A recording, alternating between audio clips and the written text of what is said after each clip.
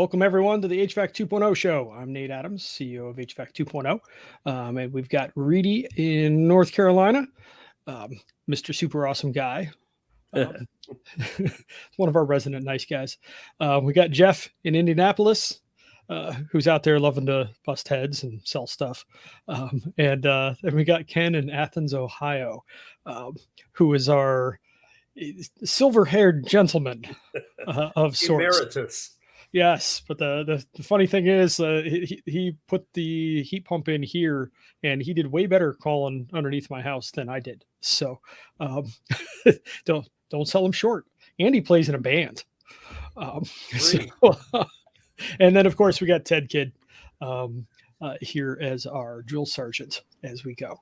So tonight we are going to talk about blowing smoke, wildfires, and HVAC, and we'll have some examples of like what happened, and they're the two examples we're going to use are our places because the data is really easy for me to get. But we will talk about the general things that you can do. And tonight, I expect we will have at least some homeowners, where normally this is basically just HVAC contractors. So if you're a homeowner, welcome. You'll get to look under the hood a little bit at what we're doing, but it should be really helpful to you as well. So with that, let's get rolling. And this meme just cracked me up. So how could I not use it in the show header? Just that would be wrong. Or here's another one. People driving through Ohio right now in a haze of smoke. That was pretty brutal back at the end of June.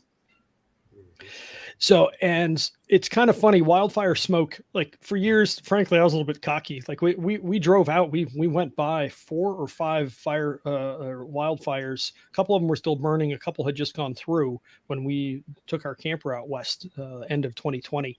And I'm like, but we won't have that here. You don't say that. So the Canadians have been helping us out on the East Coast this year. So this is wildfire smoke. I forget what the exact date of this was, but this was the June or July, or the end of June or the beginning of July events. And there's another one that's going on right now. It's not as severe. But I wanted to show kind of an example here. So this is kind of a cool app to grab, and it's not a bad little indoor air quality monitor, the IQ Air. Monitor, you can see it down here, IQ Air Earth, and it lets you see what the AQIs, it's air quality index, basically like 0 to 50 is pretty good, 50 to 100 is not great, over 100 it starts getting bad, and then around 200 it becomes hazardous. Like it can be really bad for you to breathe, and the small particles that you breathe from this are pretty bad for you because when they get small enough, they go straight through your lungs and right into your bloodstream. So it's not great. This is the curse of learning too much about indoor air quality over the last 5 or 10 years. You start learning stuff that you don't necessarily want to know. But while all this was happening with all these high numbers, this was the Wizard House, one of our Airbnbs that I have a Haven air quality monitor in. Note, filtration, particulates, 0. The outdoor air damper was open and the system was running. And it was bad outside, 0. So we'll show just how you do that. And it's not actually that hard. And I wanted to start with the takeaways here. So if this is as much as you watch, you'll have something, but you won't know the details behind all of this. So for starters, offer and install the largest MERV 10 Plus. So at least a MERV 11, preferably a MERV 13. The MERV 16s get expensive, and I don't know that it's worth the extra. It's better to run the air handler faster, in my mind, to just put more air through it, clean it multiple times.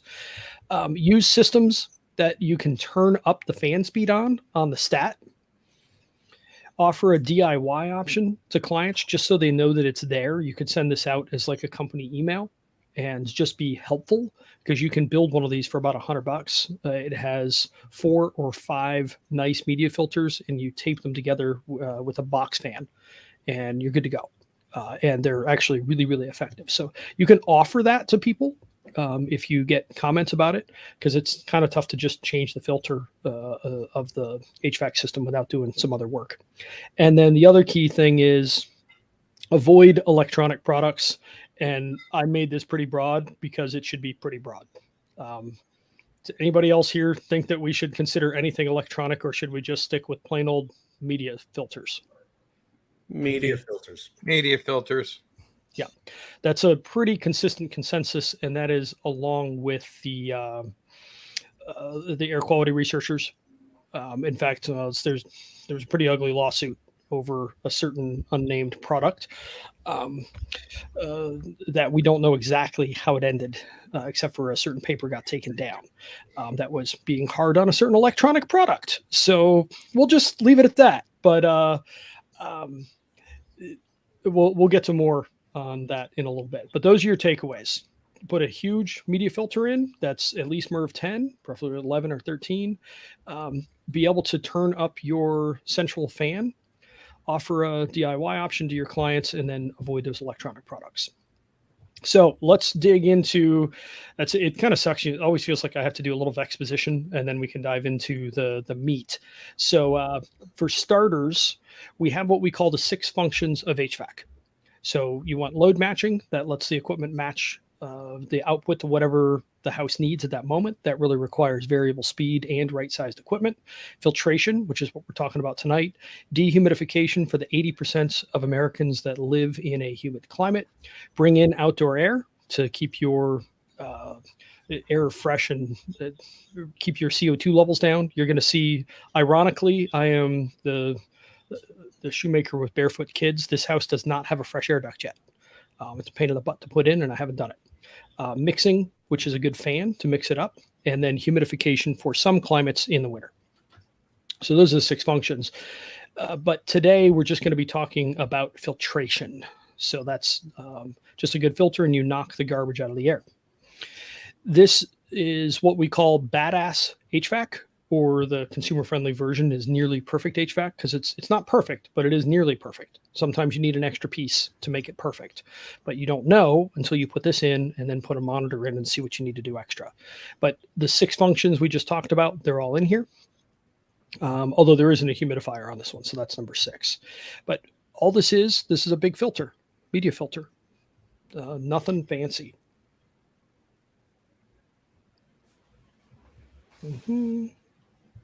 But I'm seeing a comment here.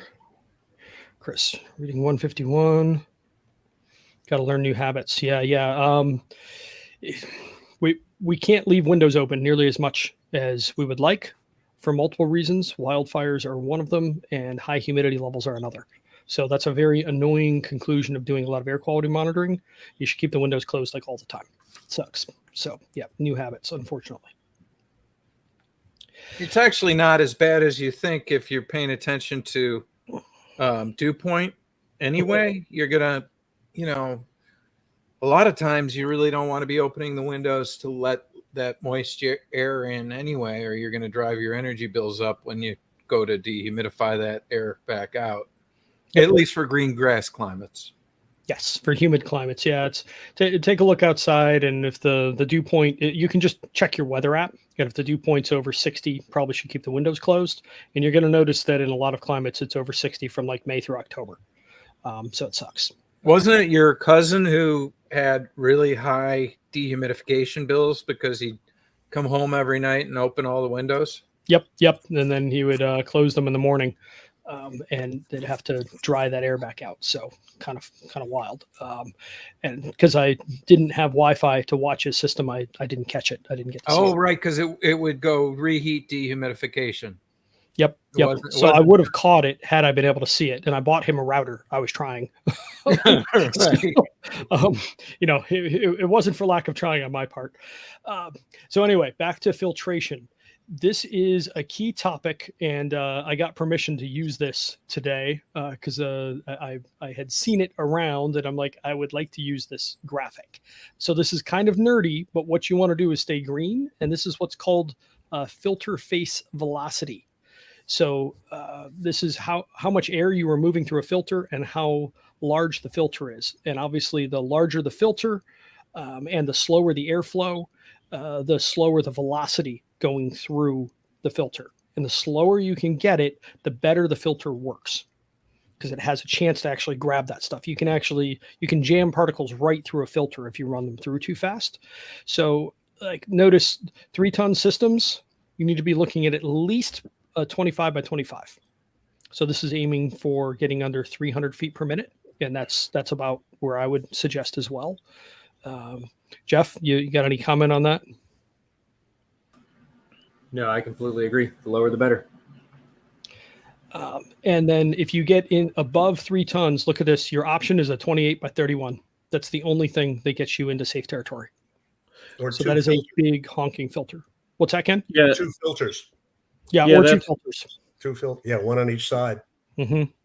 And unfortunately, most filter manufacturers do not publish this information or make it prominent enough that homeowners will understand it. They just buy the tightest filter they can and hurt their system and increase their energy bills. Well, it's just not homeowners; it's also contractors. I'd say it starts with the education of the contractor and maintenance men. Yeah, so take a screenshot. This is an opportunity to take a screenshot of this so that you can put it in your photo album. Yeah, There you go. Nate, when a lot of times what people think is just like you were saying, one filter.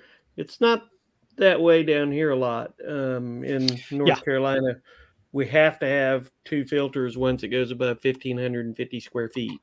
That's code. But So you there you still go. need to get them sized right, and you still need to get them under 300 feet per minute, not CFM, but feet per minute. Yep. And if you do that, you'll be fine. Yeah, There's that's also a old southern literature thing. out there. Yeah, there's also old literature out there that says high velocity filter. So you'll see a lot of people go, or you'll ask people, what does a high velocity filter be? And I would say 99% of people can't tell you that. So the high velocity is considered about 492 feet per minute. So it's kind of the max into the range if you look at your chart. Look at the chart here. There you go. Yeah, thank you. This is based on an ASHRAE standard. Jim commented on this, so this is thanks to Jim Bergman from MeasureQuick.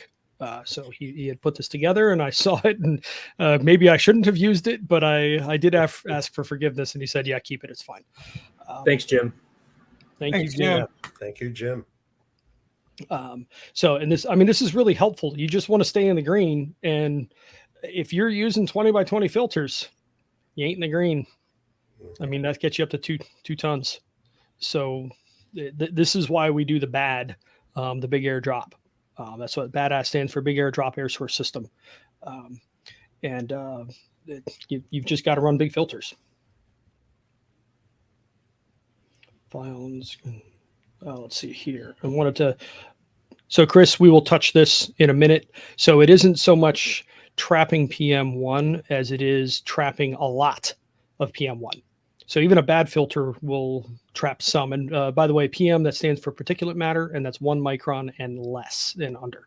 And 1 is actually like the hardest one to grab because you get a lot smaller and electrostatic can grab it. And if you get bigger, you don't need that good of a filter to do the job. So little random nerdery. And we'll come back to this reading here, what I'm showing in a little bit. So this is the BAD, the big air drop, the big filter. This is a system in the Game House, one of our Airbnbs. And I've got lots and lots of client systems I can show you pictures of, but this was the handiest. And note that this has 2 fresh air ducts on it.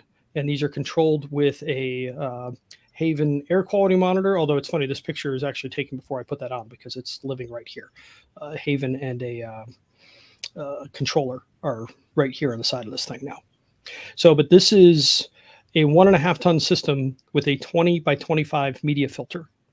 So take a look here. So that is 173 feet per minute on this chart.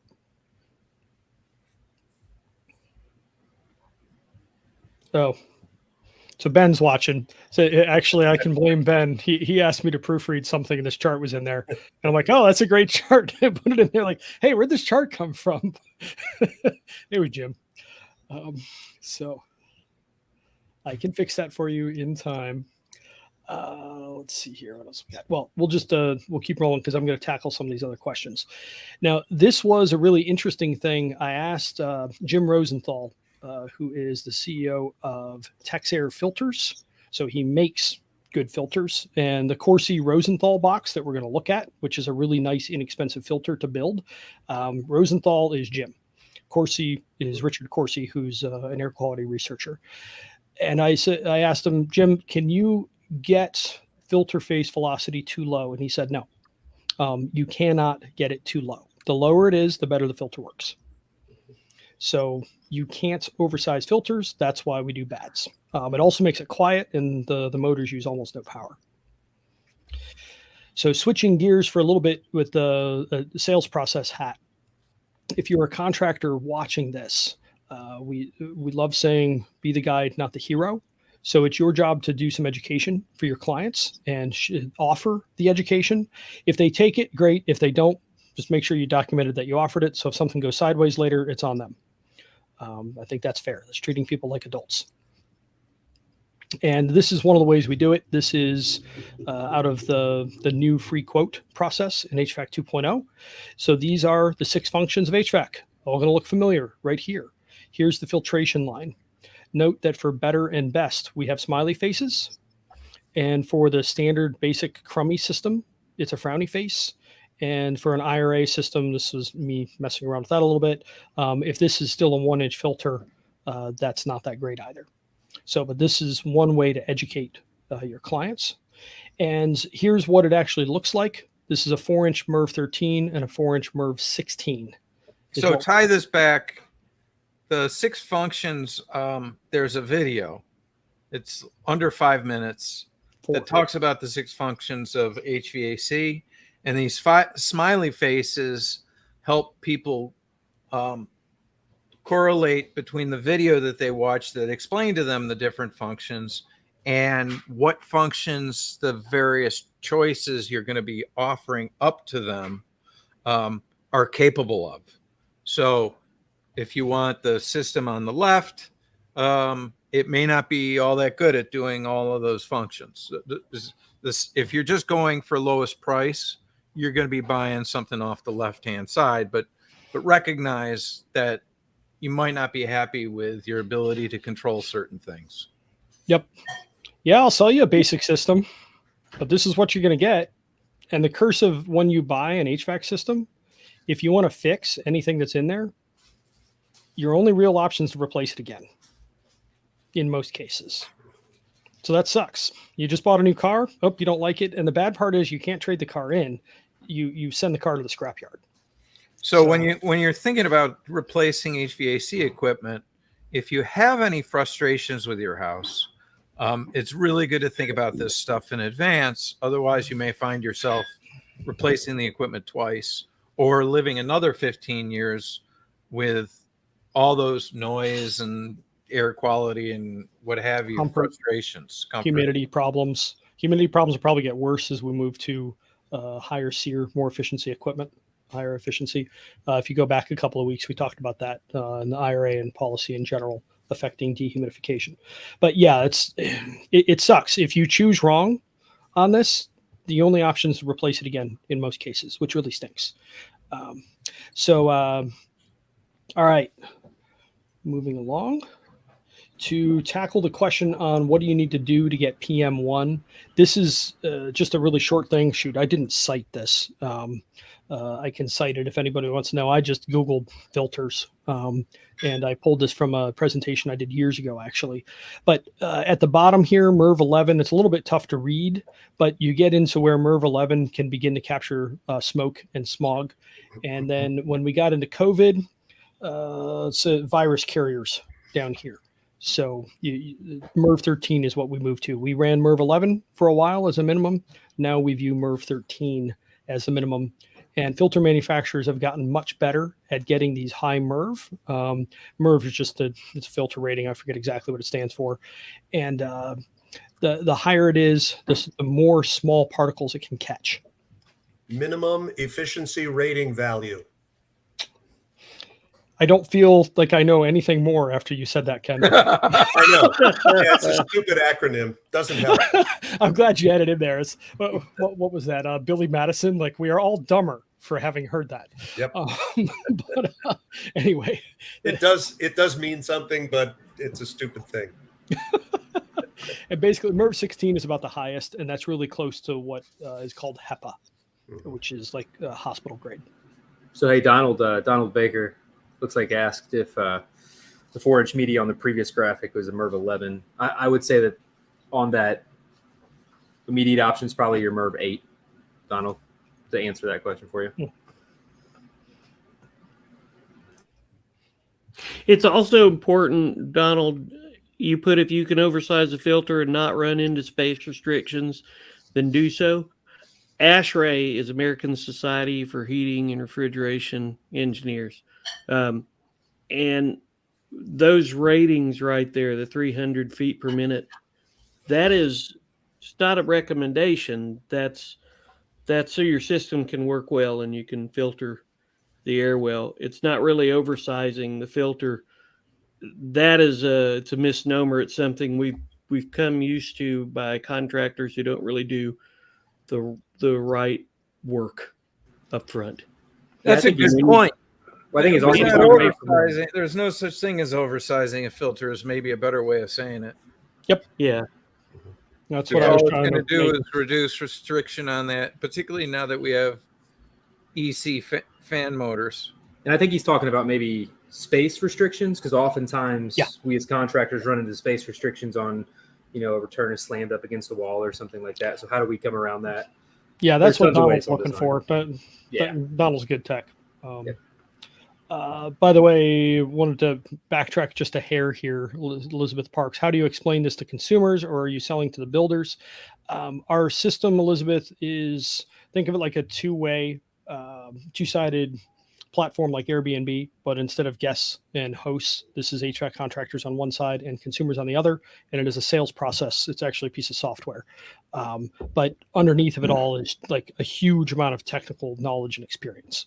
And you're seeing a little piece of that here. So, and you're doing one step at a time. So it's you call and make an appointment, and then you get an email with some educational material and an opportunity for you to understand a little bit better what your options are going to be and what questions you might want to think about before the HVAC guy gets there. And then when he gets there, you're going to have choose your own adventure. You can if your house is kind of a basket case, you might want to have a comfort consult because that'll help you get a better understanding of the house and some of the areas that have been frustration. But if you don't have a whole lot of frustration, you're probably going to want a free quote. But that also is going to have some very specific questions that are asked in the process. So it's walking a bunch of different paths where you're going to come to forks, and you can go right or you can go left. Yep. Choose your own adventure is what we try to offer consumers. So we'll give you some education. And would you like to go to the front door, or do you want to try and break into the basement and to choose your own adventure? Here's your likely results from doing either one. Which one would you like? This has to be done carefully, and it was hard to break down that 4-minute video that Ted mentioned on the 6 functions. It was 2 months of work to get that down to 4 minutes. It was so hard. How do you take a book and collapse it into 4 minutes? And there's free chapters, and Nate's offered up free chapters in his book. So there's a whole HVAC chapter if you want to read about that before. Yep. If you message me on LinkedIn, Elizabeth, I'll hook you up with some resources. And actually, speaking of which, you had this other question outlining the savings from the IRA. For starters, we think that the heat pump program should be launched into the sun, which considering I own electrifyeverything.net and started doing electrifications with Ted back in 2014, we are big electrification advocates, but nobody asked people with boots on the ground on that. And if you go back a couple of episodes, we go through that in great detail. Go to the channel and then go to the live channel. She's coming out of LinkedIn. So yeah, there's that. If you go to the YouTube channel and you go to the live tab in the YouTube channel, there's a lot of discussion about dehumidification and how we're going to have a lot of people making their houses sick because they're not doing dehumidification as they're doing cooling. Yeah. And it's in those videos. Yep. You We're can going learn to all create about a it. public health problem. It's not a matter of if, it's just when and how much. So amongst And a other lot of things. it is because the equipment that qualifies for the IRA is really bad equipment. It doesn't Well, the do cheapest things stuff we that want it to do. qualifies, the cheapest stuff. But that's Right. what most stuff that sells is. 85% of equipment sold residentially is minimum efficiency. Real quick, I want to tackle Ben's question here. What changes, what do you guys think of HEPA bypass units to get around space problems? Maybe, but they only sample some of the air, and it's a lot of extra money and another fan and maintenance and another thing to change. There's a product called an Air Bear that you can put a filter at a 45-degree angle, and it accommodates a much smaller drop. So there's other ways around. Anyway, that's quick thought there. Yeah, the Corsi Cube would probably be money much better spent than. Yeah, very well could be. That's what I think too. Especially if you're looking at reheat dehumidification or higher end equipment, put that there. And then the Rosie. Yep, or exactly. Roosevelt Cube. On the topic of the IRA, I have begun to refer to it as the Income Reduction Act. Careful, Ken. You got Lizzie laughing in the background. But are you wearing one of your funny shirts tonight, Ken? No, just the one with instruments on it. Are you looking at my chest? Yes. My My eyes are up eyes are here. up here. Oh boy. We have a good time. All right. So electronic BS, and I don't mean building science, just some quick notes on this. Electronic air cleaners in particular, like electronic filters, they can work if they are cleaned consistently. Has anyone here seen good maintenance on an HVAC system? Hands up. Nothing? On the Nobody? AC, never. The only safe assumption about maintenance on systems is zero maintenance. Mhm. And the nice thing is an oversized media filter, if you change it once a year, it'll probably survive. Not great, but it probably won't eat your system. UV lights, they can help keep your coils clean. No. But if you put a good filter on the system, yeah, well, there you go. So Ken can help. I'm trying to use some weasel words here, Ken. Hey, wait. Yeah. Those UVs need to be 6 inches from the surface that they're also protecting. Yeah, you need So to how have many are you them going to need in on a the 30-inch tall VA. coil? Yeah. Yeah, it's like in Right. the A coil, you got it right here. And you don't want the air moving either. You're no fun. But here's the deal. If you put a good filter on, it keeps the coil clean. What are we talking about? Filtration. Yeah. UV lights are stupid. Like there just is no reason for them in most cases. Yeah, Also, electronic air it's really cleaners cool. get dirty in about 2 days. So make sure Right. that you take it out every 2 days and stick it in your dishwasher. Mhm. If it gets clean. So I looked at a job where he'd had one for 15 years. It wasn't wired. Wasn't even wired. Oh my gosh. That's I'm awesome. like, wait a minute. Oh, no wonder these plates are clean. Yeah, he's like, wow, the house seems kind of dusty. I don't know why it's got this nice electronic air filter. Like it's not powered. So the last thing is, as far as all the other things that I'm just not going to dive into, look for independent research that was not manufacturer funded. You will find that it is very slim because people don't want to pay for research that makes their products look bad. So again, like we stated earlier, like filtration is the answer to pretty much all of this stuff here. Good filter, as big as you can get. Another point about electronic air cleaners is that they do not have a MERV rating. I don't know that they're accepted by any programs which have requirements as far as filtration rates. All right, Donald, you broke the bar. Send me a paper, okay? That wasn't paid for by them. I'll wait.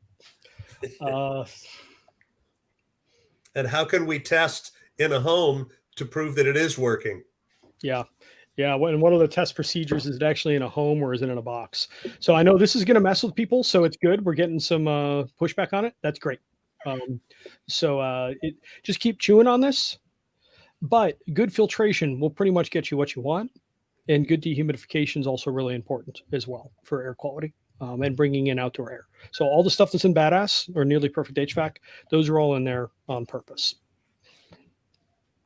All right, let's talk about a really nice DIY option that require. Oh, okay. I see what he means now. You will install it and you will like it. Okay, sign here. We're not paying Don to be here, but hopefully he'll keep coming. Oh, we know each other. He's actually I'll be right along with doing him. A great job. Yeah. Thank you, Don. That's you're helping there. We got Aaron Gibson in here too. I know they're good buds. Okay. Let's see. So DIY wildfire filters. So you can buy $1,000 filter. So I showed the IQ Air app earlier, and I have one of their monitors. They make $1,000 air filter. It's good, like it is, but there's a limit to how much air it flows, and they're noisy. And it's $1,000. This uses 4 really good filters, and or 5, and a box fan, and then you cut out the shroud. It helps the airflow significantly. Fellow played with that, but it's called the Corsi Rosenthal box, or sometimes the Comparetto cube, after our friend Neil Comparetto. And the Corsi Rosenthal, I said Jim Rosenthal earlier, so there you go. This is actually on his website for Texair. But if you want to build one of these, $70 for a pack of 5 filters, this is a steal.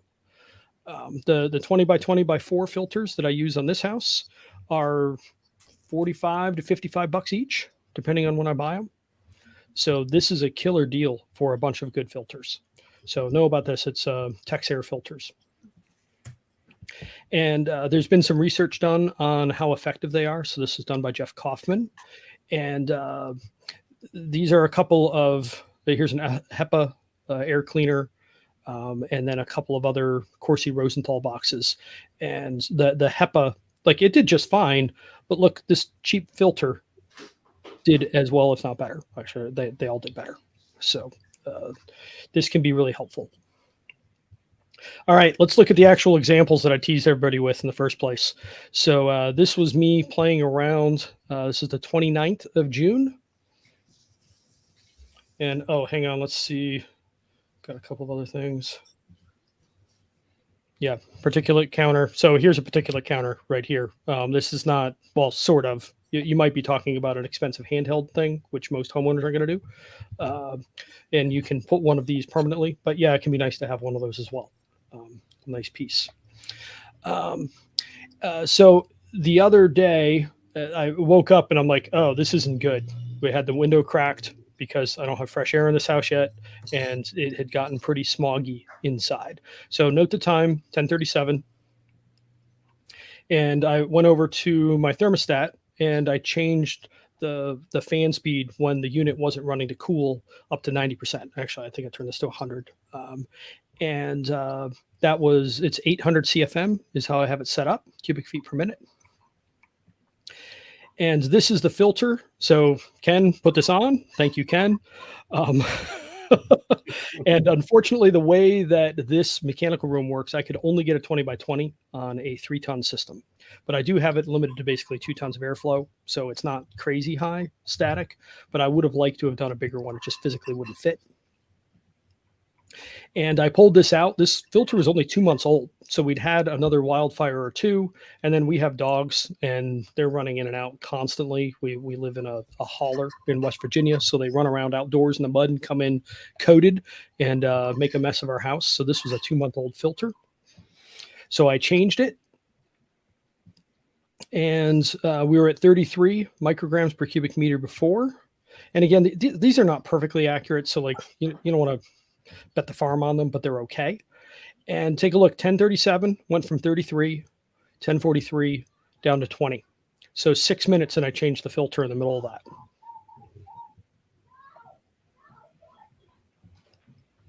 And meanwhile, this is what the airflow was doing on that. So I have an energy monitor. I'm sure everybody here is shocked and awed by this. So I wanted to see, okay, so what's it using? So the fan on low uses 40 watts. So this is about 300 CFM. The fan on high uses 119 at about 800 CFM. And let's go back to that filter face velocity, do a little bit of math. It's a little bit nerdy, but it's good to do a little bit of math. So 119 watts works out to 2.8 kilowatt hours per day and about 90 kilowatt hours per month. So for $10 to $20 a month running at high fan, I get clean air. So doing this, what I just showed you, is $10 a month, $20 a month, depending on your electric rates. Now, most of the time, I'm not running it that high, but let's also take a look at, actually, Ben, if you're still watching, remind me what the name of this is. Clean air delivery rate, I think, but it's how many times does the air in a space get cleaned? So I ran some quick math. This is just a little baby house at 1,150 square feet, 8-foot ceiling, so it's 9,200 cubic feet. If you take 800 CFM, which is what this is doing here, times 60 minutes and then divided by 9,200 cubic feet. I know it's nerdy, sorry. Basically, you get 5 passes per hour. So every hour, all of the air in this house is going through that filter 5 times when it's running at this speed.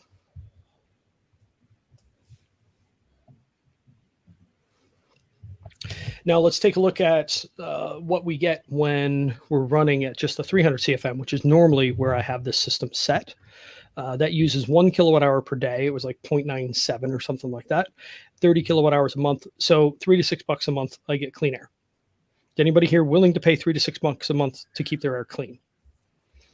And it will mix your house as well. So it'll help reduce temperature differences between. And once I get the freaking fresh air duct on this, I'll get fresh air as well for that same price. All of our other units have that, but this one doesn't, of course, the house that we live in.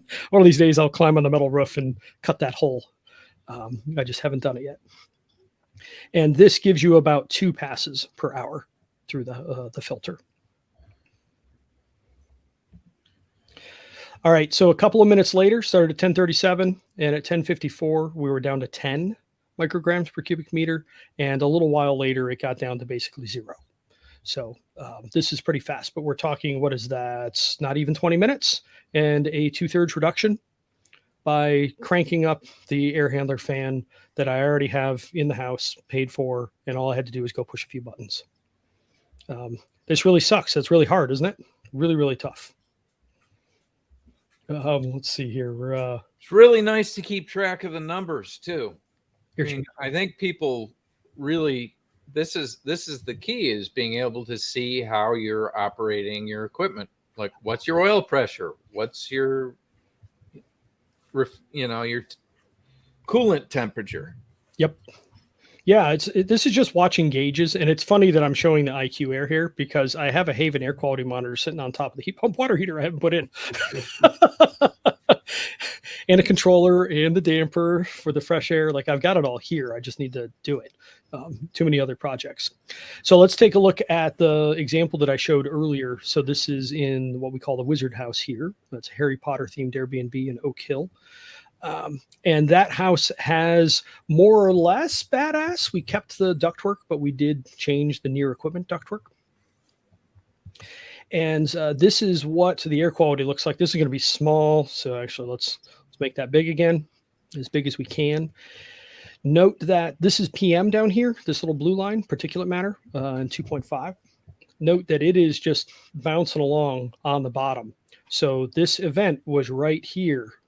The wildfire event. Did that make a change to the indoor air quality of this house? Nope. It's funny. I actually stuck my head in the house right here. This was guests when they just got here. They burned something in the kitchen, and I don't have a range with the vents outside yet. So they asked for like an extra roll of paper towels. I stuck my head in. I'm like, woo, somebody burned dinner. So that's what that spike is right there. I don't normally go in, but it was about to pour, so I stuck a few supplies inside the door. This is a zoom in on the same period of 28th and 29th. Look at this nice flat line. So we're not getting anywhere close. The humidity, by the way, I need to adjust the settings on this thing because it's just wrong right now. I need to calibrate it, and I just haven't. I also need to move where the sensor is because it's catching some of the humidity from the outdoor air. This is the house that it's in, by the way. It's this little dinky ranch. It's got a 1.5 ton Daikin fit in it. So that's the Wizard House. And then next door is the game house. I don't think you can quite see. Oh yeah, you can just see it right over here. It's right next door. These two houses came together on the same plot. This is the system there, and I showed you this picture earlier. So this is a 20 by 25 filter on a 1.5 ton system. And it's nice. The Daikin fit will show you what the airflow is. So will the Carrier Infinity, Bryant's Evolution, and there's a number of systems that will do this now. I didn't verify to make sure this is correct, but it's probably in the ballpark. So it's 1.5 ton system, 600 CFM is about where it should land, and 558. That sounds about right. So at that rate, the pressure drop across here. So you can see this is before the filter and this is after the filter down here. 0.053 inches of water column filter drop. So is that low, guys? Let me just what do you normally see on a filter drop at full airflow? Well, if you go according to the manufacturer's charts, it can be a lot higher initial. It can be up to like 0.2 or 0.3. Yeah, out of 0.5 that you're allowed total across the system generally. Right. So Not you can, uncommon for a 1-inch pleated filter to be a 2.5, pardon me, 0.25, 0.3, as Yeah. Reedy said. Yeah. so there you go. So you're talking 5 to 6 times what this filter drop is. Yeah. Now, I mean, I'm being obscene, and I did this on purpose, like because I could. I didn't have to put a 20 by 25 on it, but it's like $10 more. Who cares? Like, the sheet metal work is all basically the same at the end of the day. So that's what we did there. Note it's got a canvas connector here, and there's also one up here that helps vibration. Now, this is the system where I was checking total external static, which is where you go from before the unit to after the unit. And you have to see what the difference is here. It's 0.137 total external static pressure. Is that low? Mm-hmm. Very nice. Very And nice. that's kind of a jaw dropper. You don't normally see them that low. But this is the thing running on high. This is a variable speed piece of equipment. How much does it run on high? Like a couple of hot days, a couple of cold days, maybe. So taking a look at the filter face velocity, this is in like the 170 range on Jim's chart. And then if we drop it to low fan, which is 234 CFM down from 550, we're at 0.04 inches of water column total external static pressure. So that's definitely on the low side, and only 0.016 across the filter. So basically no filter drop. So what did Jim Rosenthal say about being able to get it too slow? Yeah, you can't do it. This filter loads up, man. I have to watch this filter because it knocks all the crap out of the air in that house. So can't be too low. Now, just the client example. This is my other blower door gauge, and it's a little bit tough to read here, but this is 0.04 across the filter, and this is a 2-ton unit that was running on high. So the 20 by 25, I think we put on that one, and the fan pulls 17 watts for that privilege, which is almost nothing. And back out of the badass HVAC presentation, fresh air ain't fresh. This is a ventilating dehumidifier filter. This is where the outdoor air goes through. Note how this is fairly dirty compared to the yellow over here. So yellow here and pretty dark gray there. Then a couple of last points on sales process, and then we'll dive into, there's some comments, need to chew through all this stuff. But we are huge fans of what is called offer and decline. So you offer clients options, you offer them education, and then you step back and you let them be adults and make their own choices. And if they choose poorly, and you know they choose poorly, have them sign off on it. And Can we stop here and have Reedy tell us his story? Yeah, let's do it. Oh yeah, the guy that I just did this. This was it was 8 days ago. I went to his house. It was a free call. He's got a older 2-stage Infinity, with 6 zones. You're not supposed to have. The zones on an infinity system, if it's zoned, are supposed to be very, very large, so it can move the air. They're supposed to be 80% minimum, and his.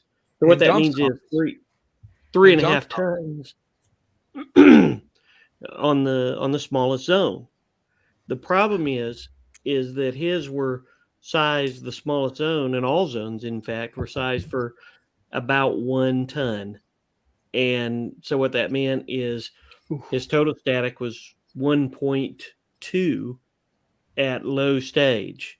And when it went to high stage, it went up to like 1.4. It said unknown on the control. Well, that means it doesn't work. He's lived in the house 2 years. He's went through 2 blower motors and 2 compressors. And it's time to change the equipment. We offered him a consultation, comfort consult, so we could find out more about the house. We talked about slowing down what was going on. He was not going to do it. There was no way. And so we went ahead and we put in what he wanted. He wanted a 5-stage. We disabled his zoning because you have to, because it won't work according to the way Carrier says. We'd have been on the hook for that. We told him we weren't not going to be on the hook for that. And the end result is that over the weekend, it had some fault codes. It didn't work right.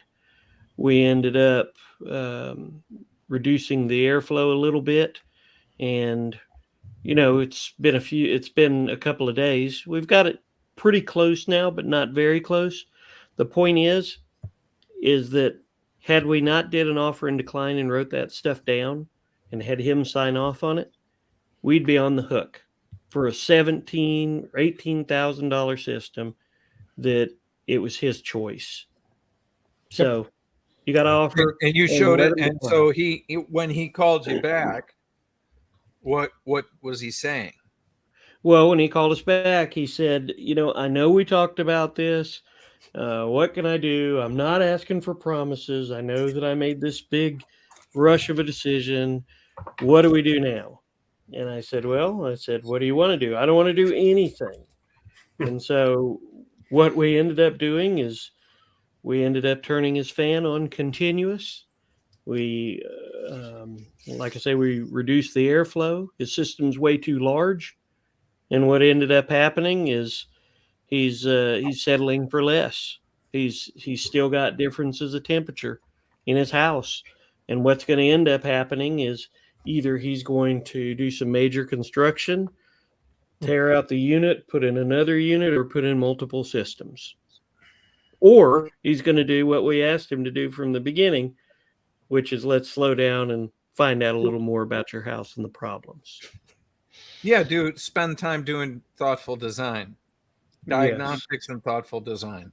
Yeah. Yes. What was his comfort score? We didn't even get to that place. He said, I don't have time for this. I don't care about this. Jeez. All I know is I'm hot. So. Well, you rushed and you're still hot. Yeah. Still hot. So congratulations. You're out $20,000 and you're still hot. The bad part is his son is a football player at some university. He weighs 208 pounds.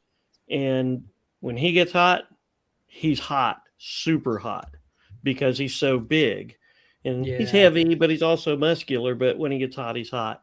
And so now he has to hear his son griping and complaining all day long because he's hot. Oh, geez. Mm-hmm. So how big's the house? The house was all total. The house was 2,600 square feet. That includes the basement. So 5 tons. And he had a 5 ton. Oh, 5. He had 5 tons. Oh, well, I was told 500 square feet a ton. How about noise, Reedy? Well, since we disabled the zoning, the noise went down a lot.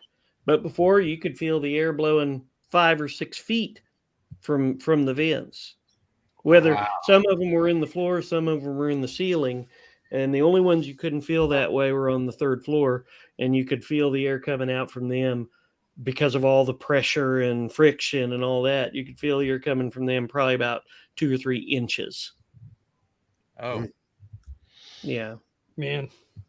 Well, the good news is you did what we have on this slide here. You offered and declined, and you did what we call responsibly avoiding responsibility.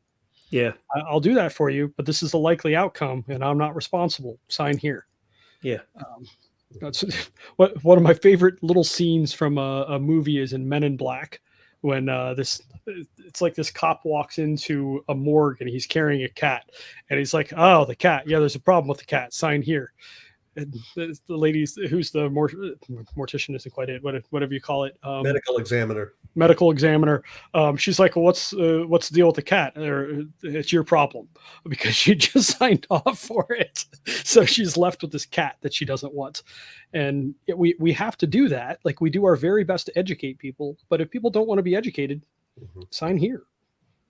Reedy, is that a heat pump? It is a heat pump.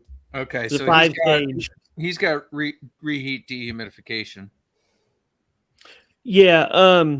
Yeah, Chris, his humidity was handled in every place but the third floor. There's no airflow, or very little, rather. And Elizabeth had asked earlier, how do you educate customers? As has been said, the best we can do is offer to educate them. If they decline, that's not our fault. Well, Mhm. and one of the things that we bake in is multiple offers. Yeah. Yes. Documented multiple And offers. documented multiple offers, and offers that give people plenty of time so that they really have plenty of time to understand the decisions they're going to be facing before the salesperson gets out there. Mhm. And then he's going to review those decisions again. So even if they didn't look at the initial email and it, like this fella here, it was like, I don't care, just fix it. We are not in a hurry to have them make a decision. We would like them to take their time so that we can. We'd like to be the guide rather than a salesman pushing them into a decision which they may regret later and then blame us. This is all part of the Sandler selling system too, which is HVAC 2.0 sales process is built upon the Sandler selling system, which is about, educating, asking the client what they'd like to do next, non-coercive sales techniques. Thanks, Ken. Reedy, Jim Kohler's asking what was the temp difference between the third floor and the rest of the house? Initially, when what one of our guys did is he went and closed the basement dampers down. Initially, it was 7 degrees. Code in North Carolina is 5 degrees, so we still were outside of that. What he did is he closed it down, and what we ended up getting at the end of the day was 4 degrees. That's the best we could get. Yeah, it's kind of stinky because ideally you want everything 2 or 3 or less. Yeah. At that point, you can't really feel the difference. Sounds like a 2 or a 3 ton on that house and a mini split in the attic. Yeah.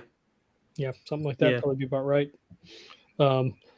Elizabeth, thanks for coming. And yeah, Sandler could be really useful for that.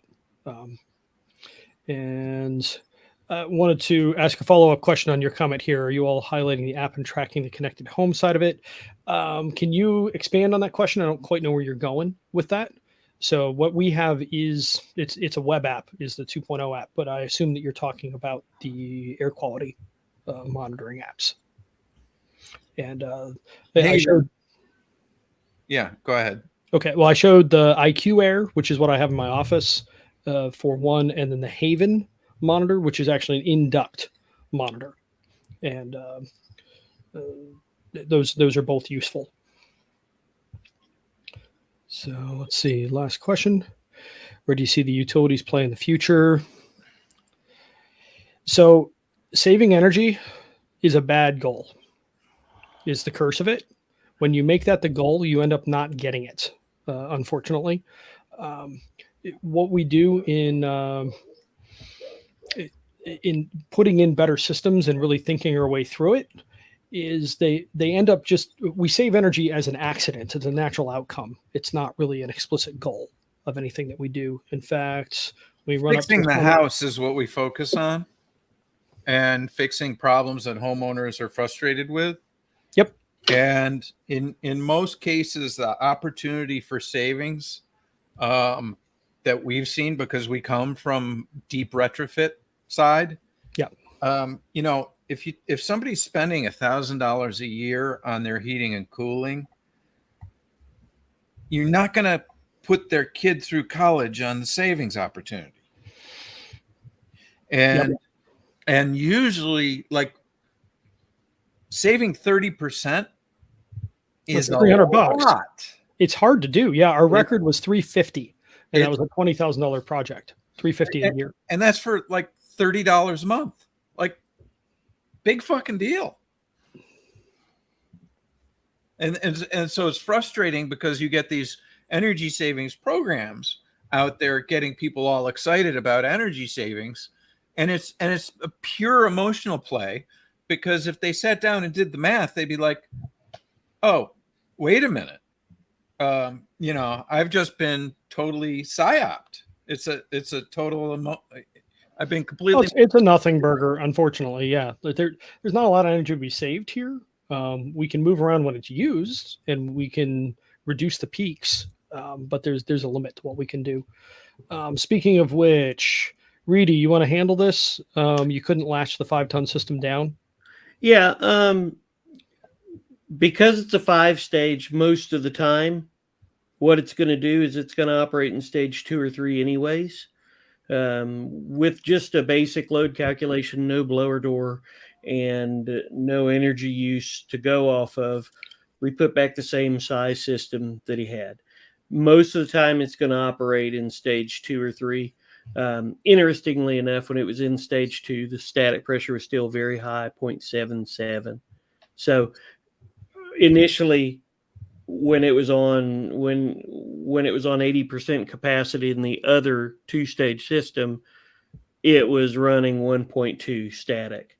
So to answer your question, on the Infinity control, it says you can limit capacity, but that doesn't really work when it comes to it, when it comes straight down to it. And that's a programming issue. I suppose if you wanted to, try and limit it to stage 3, you could. But the reality of it is that's not going to do anything, especially with the high static pressure on stage 2 of 0.77. Well, if this guy had even been willing to slow down for an interview and to think it through, because he could have told you to put in a smaller size. Right. And he could have, and through the interview process, he might have come to the conclusion that would have been well advised. Like, he lives in the house, so there are certain observations that somebody who actually lives in the house has the ability to share with the HVAC guy who doesn't live in the house. And so you can say, well, if you want to take some chance, like, right? Yeah. It's a great picture that's up here right now, because I called the guy on the way out. Hey, I'm coming. I was a ways away from his house. I'm about 40 minutes out. He said, you're supposed to be here 10 minutes ago. I said, well, I'm about 40 minutes out. I'm suffering. I said, okay, I'm 40 minutes out. And so I got there, and all he wanted to do was he wanted to rush because he had a trip to go on. So there was none of this opportunity right here. We tried to do that over the phone. We tried to do that with the questions. The big thing that HVAC people, HVAC technicians, HVAC sales guys, HVAC companies, is they try to be the hero. And the problem with that is that when you try and be the hero, a lot of times you're going to end up the zero, because what you're going to end up with is zero money, zero customer satisfaction, zero fixes, zero reputation, and zero credibility. And I don't want to be that way. Right. The only Way thing you're not going to be zero overpromise. is warranty costs. Way over promise and under deliver. Yeah. Yeah. The warranty costs will eat you alive on stuff like that. So following this process really helps you, keeps you out of warranty costs. One follow-up question too, Reedy. That system was zoned, right? Yeah, it was. So how much duct did the zones have? Because the 5 tons only going to turn down to maybe 1.5 tons, something like that. Yeah, they had 1 ton of duct per zone. There you go. And you can only turn it down to 1.5. So what are you going to do? Right. That's why on stage 2, it's 0.77, because whoever put that thing in and it was a national, one of these companies that they're focused on sales. Everybody sells. Every day you sell, it's all sales. They put that in from new construction. So for me to get him, is a big lift for me to get him to understand that it was a faulty installation. It wasn't done by manufacturer's instructions. And even though it was wrong out of the gate, but he didn't want to hear it. Right. Yeah. Even though he lived in the house for 2 years, he's had 2 blower motors and 2 compressors in 2 years. If he would have just spent a little bit of time in those 2 years, we probably would have told him, let's do a comfort consult, put a small system for the basement and the upstairs, for the basement and the middle floor, and a mini split for the upstairs. And he probably would have been fine. Yep. And all 6 zones were 1 ton. All 6 zones were 1 ton. Wow. So if only one zone called, you were in trouble. Right. Meanwhile, if you drop to a 4-tonner, that would be about 1 ton on the bottom. 1 ton each zone, right, Reedy? Yeah, each zone. Okay. All 6 zones, 1 ton. So if you've got a guy who looks at that and says, "Well, you got 6 tons worth of duct," no, you don't, because as soon as you exit the transition from the duct and get to where they transition to the zones, then what happens when you have 2 zones closed and 4 zones open, and you've got a whole bunch of static pressure? We'll take your 6 zones and make it into 3 zones. Yeah. So just jumper 2 each, right? Yeah. Or make it 2 zones. Just jumper 3 and 3. Yeah. All right. Well, let me bring this in for a landing, and then we'll keep talking on that one, because it's an interesting project, and that's such a consistent thing that I think most of us have seen. So what we've been talking about here in dealing with wildfires, I mean, filtration is really the key thing. This is the system that we like to use most of the time. We call it badass or nearly perfect. And this deals with load matching, which is that's what you're talking about right now, Reedy, actually, is it can't turn down low enough to actually match what the house needs. Or what the ductwork that the house has that, can't turn down to deliver slowly enough to match the duct. Exactly. Yeah. So it's still moving through too fast. Right. And just to repeat, in the free quote process, the little smiley faces here, filtration, you're offering that for whatever systems you want. And in this case, I plugged in MERV 13, MERV 16. You can make this whatever you want. It's your call. And then there's different equipment options you can offer. By the way, this is an overview of the process. Elizabeth, if you're still with us, may be curious. So we have 2 main questions that we ask and answer with the HVAC 2.0 process. First one is, are there comfort problems to solve? We ask 4 questions, what we call the comfort quiz.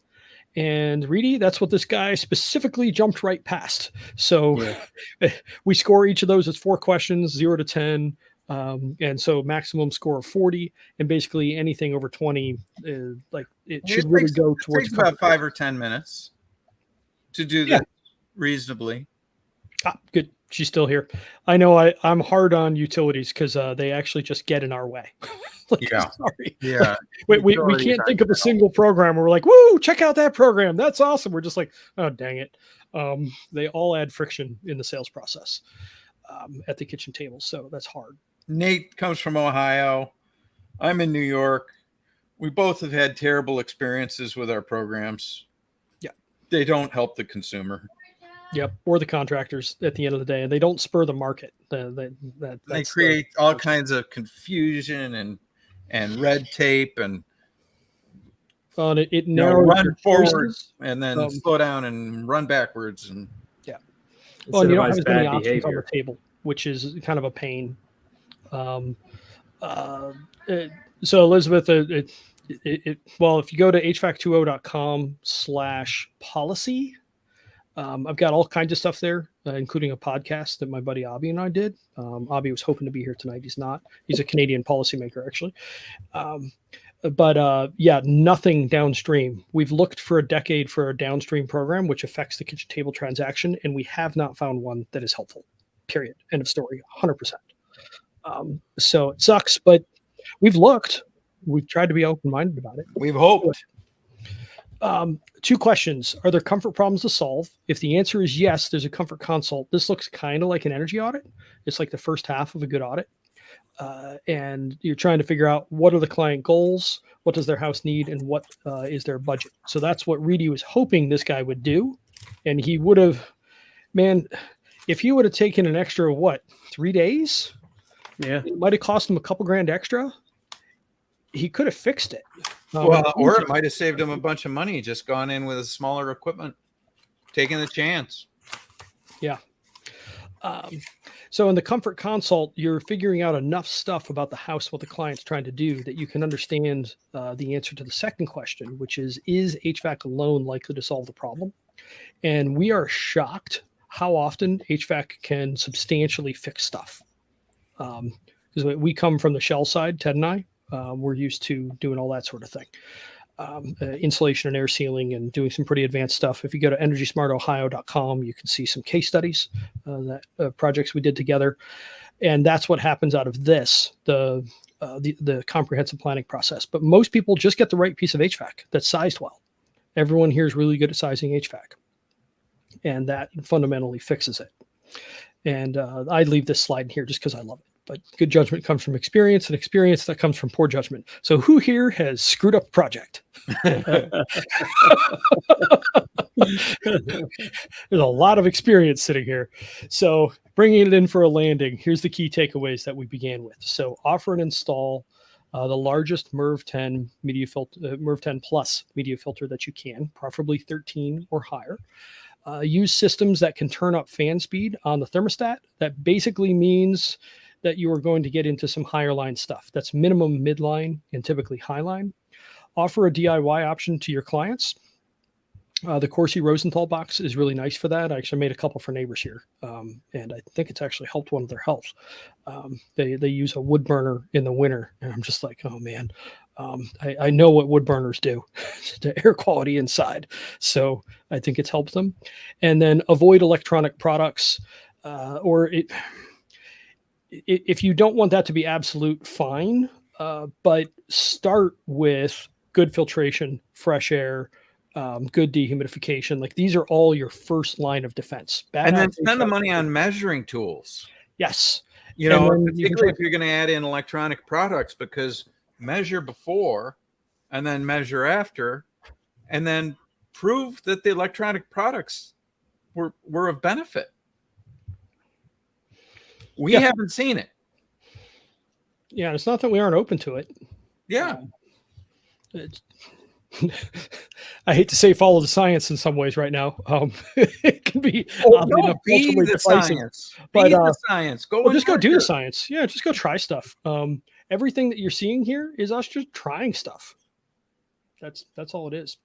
And Elizabeth, you got an invite here. Message me on LinkedIn. We can probably figure something out. And that's it. Blowing smoke, wildfires, and HVAC. So get your big ass filters in, people. Offer them, put them in however you can, the biggest filter you possibly can. Downsize your systems so you need less airflow and you reduce that filter face velocity. If you run variable speed equipment, you'll be able to load match. The clients will be happier and more comfortable. The system will run more. There's just all kinds of sweetness that comes from right size, variable speed, well installed equipment.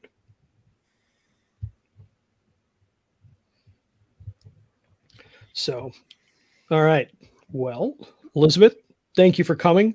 We've had Thanks, a whole bunch everybody. coming, and I think we After got Purdy. Yeah, well, let's see if there's any other questions here. Oh boy, I forgot where we were on that with James Kohler. It might have been talking about utility programs. We've certainly watched them eat companies. They definitely can eat companies. I mean, it's our friend Robert Brearley, who's out in Portland, Oregon. They pulled a whole bunch of companies in, and there were like 30 of them using this program, and the program decided to go direct to consumer and cut all of the contractors out. 30 of his competitors went out of business in months. Just wild. So yeah, it can just be really challenging. But I think that tackles just about everything. Does anybody else have any questions? Type them in, and we'll go from there. But it's not that hard. Big filters that are tight. Don't allow bypass, which pretty much all the media filters are good about that. Does anyone know of a bad media filter that allows bypass or significant amount of bypass? One's made in the field. Yeah, buy a filter rack. Or choosing the wrong filter because too many are nominally a given size, but the cabinets differ slightly. You go to the big box store to buy a filter, and it's either too tight to excuse me, too tight to get it in, or it's too loose and you have bypass. Yeah. Jim, Ding, ding, ding. Right, Jim? Yeah, that's it. Good filters that fit well. Don't mess around putting different ones in, stuff like that. And of course, there's Jim Bergman's painter's tape around your filter. That can work. Yep. Actually, Jim did a nice job in his house reducing his filter face velocity. He added a second filter to his system because he found that it was running too high. So he actually kind of wedged it in a different place, put it in a return that was coming from elsewhere and reducted slightly. And yeah, it was really good for that. So I'm thrilled to see more and more conversations about better filtration, bigger filters, filter face velocity, all that sort of thing. And this is how we deal with wildfire smoke. This doesn't have to be a big deal. I showed some numbers. So, all right. Anybody? Please click the like button if you're on YouTube and subscribe to the YouTube channel. We'll try and break some of these into smaller pieces so that they're more shareable for folks. If we get enough people subscribing to that channel. Here, I'm putting, this is the YouTube link to the video. It'll be up here in moments once we click end. But we really appreciate everyone coming and making comments and asking questions. Let's make better installs normal, okay? Yeah. or offer them. How about exactly. Them? Let's make offering them normal. And then if we get more Reedy clients that are like, oh, I screwed up. Yes, you did. Here's your signature. It's okay. What's that? Okay, we'll figure it out. It's okay. We can fix this. We can sell you another system. Yep. Got another check for 20 grand. But yeah, the goal here is to provide good experiences for clients, have them really like their house, and good experiences for all of us here that are out there in the field doing the work and not being miserable. So, yeah, just to appreciate all of you coming, and fingers crossed we can make this normal. So there we are, Elizabeth. Yeah, keep an eye on my LinkedIn feed or YouTube. We do this every Monday at 8:15. And Nate promotes also on Twitter. Yep. Yeah, I'm Nate the House Whisperer on Twitter. So and he was quoted as an expert by HuffPost. Yeah. Oh yeah, yeah. Well, and Washington Post and New York Times and a bunch of other places, but whatever. We just want to see better stuff happen. Yeah, we're not going to trigger Ted now. Anyway, well, good night, all. Thank you for coming, and we'll see you next week. After party. Will do. See you over there, guys.